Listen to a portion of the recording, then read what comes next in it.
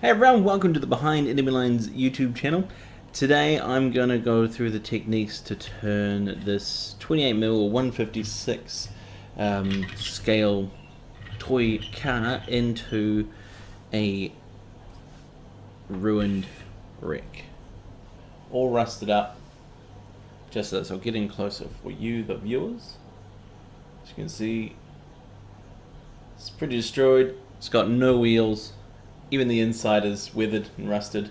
So this is great for games that, like your Marvel Universe games, so you can keep a couple of the regular cars around and say have a ruined car, burned out, rusted wreck in a yard somewhere.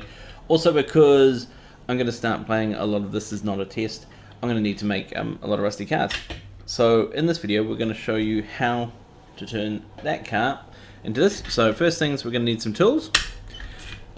A car, plastic. Usually this one is a Team-A make. I found it at the warehouse in New Zealand, so I assume that means it'll be somewhere in Australia, like Aldi or Kmart.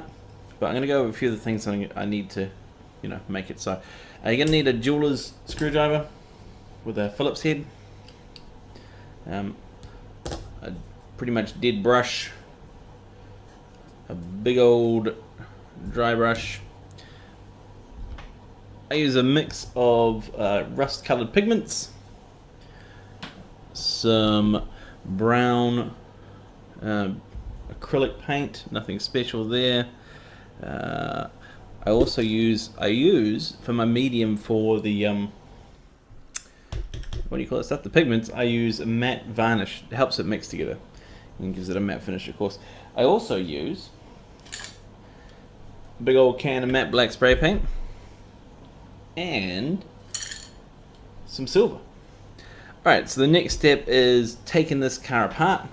I'm not going to show you on film. I'm going to take it apart and we'll come back in a second. Okay, so you can see that I've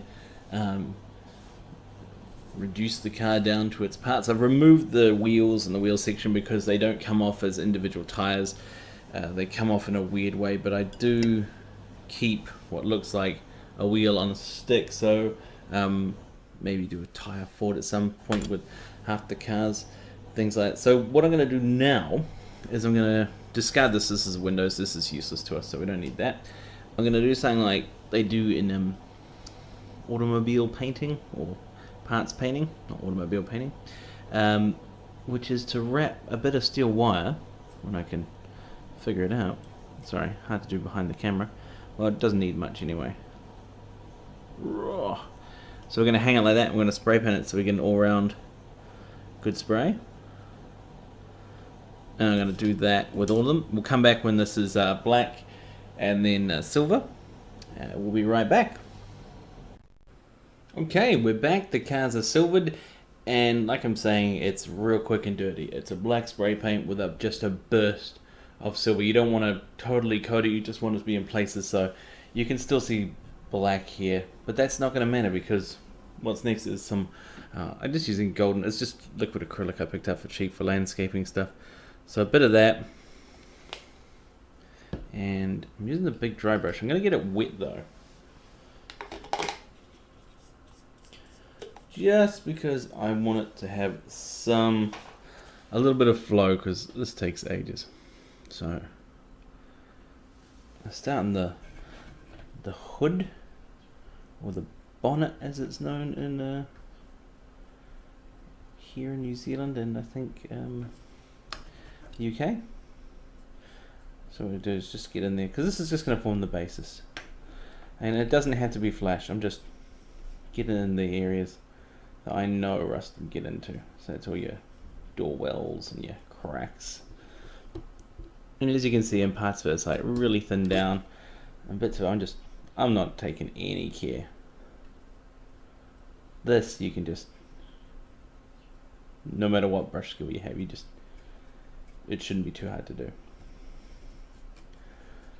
What we'll do is we'll stop. We'll come back when the whole car is like this. So, see you again in a second. Okay, so we finished adding the brown paint to everything. As you can see, it's pretty poos, pretty gross. At this point, you can stop. if you want, and you say you put it back together and have it as a rusty car. But I like to add my pigments now. So let's start with a custom mix. I'm gonna start with iron oxide.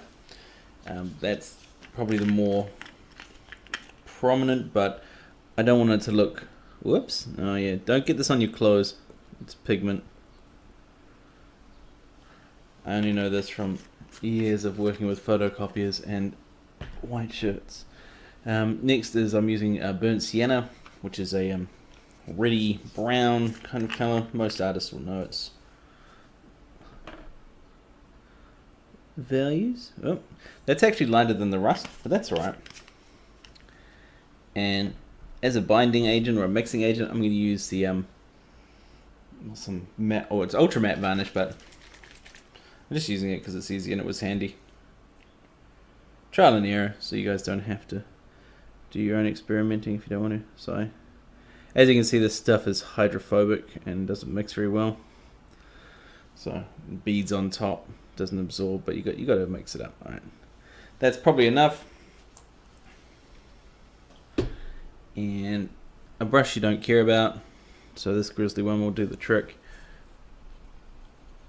As you can see, I did some of this with it. I used this yesterday, sorry, to make the other one. You got to do the experiments before you come on video and prove that it works. Alright, so pick a point to start with and just start smushing it on. With this, there's nothing you can do wrong. If you leave bits of metal showing through, bits of the brown paint showing through, it's not going to matter. So just dab, dab, dab, like you're just smooshing it on with your brush. Go back for more. And don't forget, like I have with the paint, do the inside, because this is hollow, so you can see all throughout it.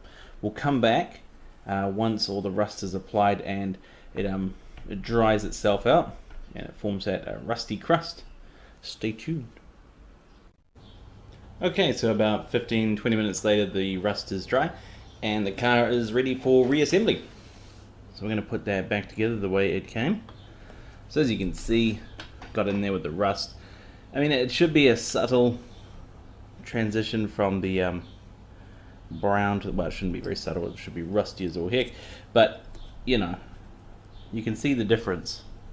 Alright, so I'm just putting what looks like the bumper in, and we'll just see that. I missed some in the inside. I'm not going to worry about it too much because as soon as I do this, oh yeah, you're not going to line up. That's top notch. That's what you want on camera. Failing. Oh, there we go. So you can see inside the car like that. Still brown. Pretty rusty in there. All burned out.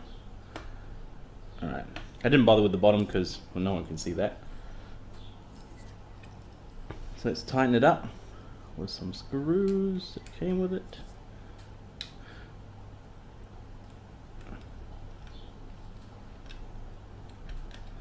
So, I mean, you can display these upside down if you want.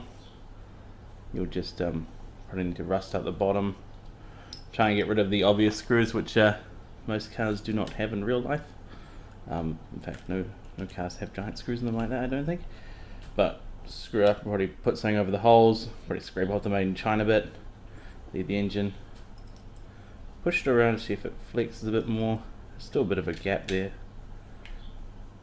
It's not to worry about some of the vehicles. I left the lights a bit unscraped because they shouldn't rust to start with because they're lights. Alright. Now that's all done, give it a burst of your favorite brand name matte varnish. That will help stop the rust coming off on your fingers or the pigment. Might need it a little bit longer to dry, but now I've got two of these, and if you look at them, you can tell one's the matte varnish one was this one, because it's not as shiny. Well, it's very shiny in the light, but when I do this, you can see it's only sort of shiny. But under natural light with the natural eye, obviously I'm not picking up all that shine. But now I have two wrecked cars. Only problem is these two are identical. Slight difference somewhere. No, these are exactly the same. So that's why I'm working on something a little bit different over here.